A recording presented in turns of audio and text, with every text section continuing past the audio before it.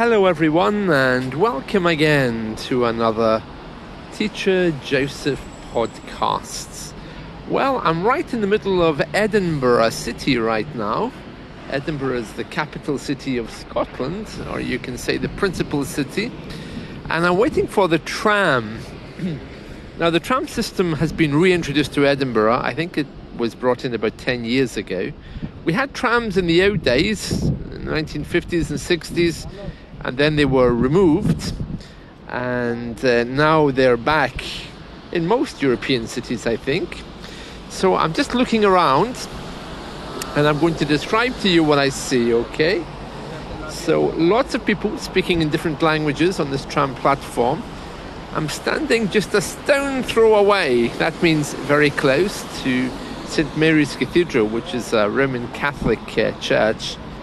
Everything's all automated here. You can't get on the tram without having a valid ticket, which you have to buy beforehand. Okay, so lots of townhouse-style buildings, like the kind you see in London. A few supermarkets, a pub called the Conan Doyle.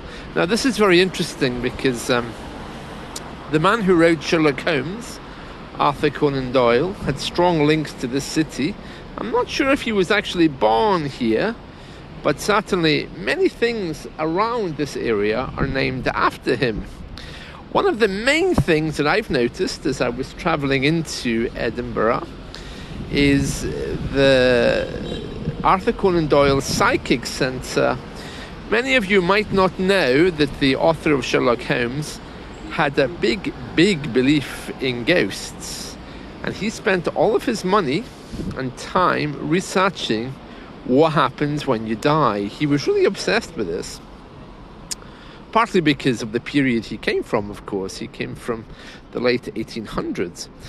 But he opened up the Psychic Research Centre here, and it's named after him, of course, and it's very famous, and they have meetings and they discuss things like fairies and the supernatural. It's all very interesting.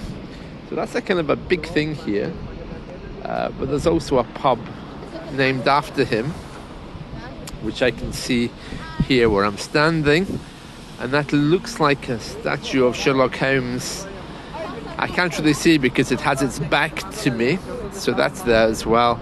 And a massive cinema called the Omni there as well. So many different things to see. Yes, so there we are. So I'm just waiting for the tram to get on it. And I'll describe to you when I am on it exactly what it looks like. So it's a very wet day and it's very cold. Lots of people standing around. Not as many as you would see in a city like Barcelona because there aren't quite so many people here. And the people who are here might be tourists. Let's see. Yeah, so the tram will be here in a minute. So what else do I see? There's the Playhouse. Clearly that was an old theatre. It's still open. Looks very Victorian now with the kind of fake Roman facade. The place that I'm standing is called Picardy Place. So you can find that on a Google map, no doubt, and have a little look about. It has what looks like a newly constructed garden opposite where I'm standing. And John Lewis, which is an old department store here, that's still there as well. Lots of traffic whizzing up and down the street, going very fast, so I'm guessing this is a main area. And also lots of hotels around here too, so that's very good. Yes, clearly very cold by the way people are dressed. You can see that they're wearing heavier coats, hats, and of course carrying the umbrella as well. So that's kind of new, because just yesterday it was lovely. There were no signs of showers. In fact, I went to cut my grass, but I have to remember I am in the other side of the country now. Remember, in the UK, no matter where you stand, you're never any more than around 60 kilometers away from the sea. So that means that to travel from one side of the country to the other is about 120 miles or 120 kilometers. So there's a school nearby, so I can hear the bell of the tram there. So it must be approaching. There's lots of kids here with the school uniforms. Edinburgh was always famous for private schools. There's a few of them around. There was one called Markeston, which I see has been converted into apartment blocks, and there's another called Fettes College.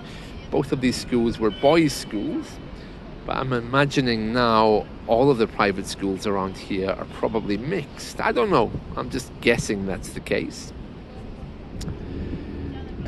What else can I tell you? Well, lots of people going into the church there, St. Mary's Catholic Cathedral. So I'm not sure if a mass is about to start or if they're tourists, but many people looking around there. Actually, they look Japanese, so I'm guessing they're tourists. The traffic's quite aggressive. I can see lorries, trucks, buses. They're all quite determined to get up that hill. And of course, Edinburgh is very famous as well for the castle on one end and Holyrood Palace on the other. That's called the Royal Mile because both of those places were inhabited by the Scottish royal family before they went to England to become king of both countries when the Union was formed. That's the Union of United Kingdom. And there we are. So the tram is just approaching now. It's heavily painted with advertisements for various different things. Looks like exhibitions, what's on, mind-blowing theatre experiences. Lots of ads there, but I'm assuming that's because it's a tourist city.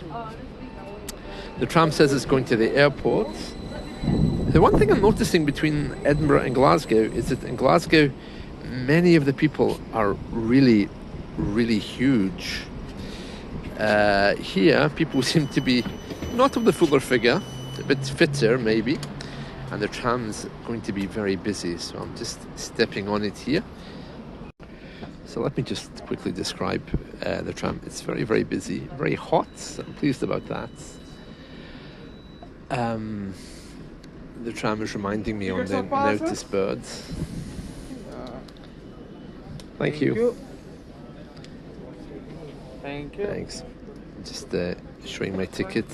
So the tram is reminding me on the notice board there that this is Picardy Place, and the next stop, I think, is St. Andrew's Place, which is quite famous as far as I know, and is headed for the airport. So very nice, very busy though. Lots of people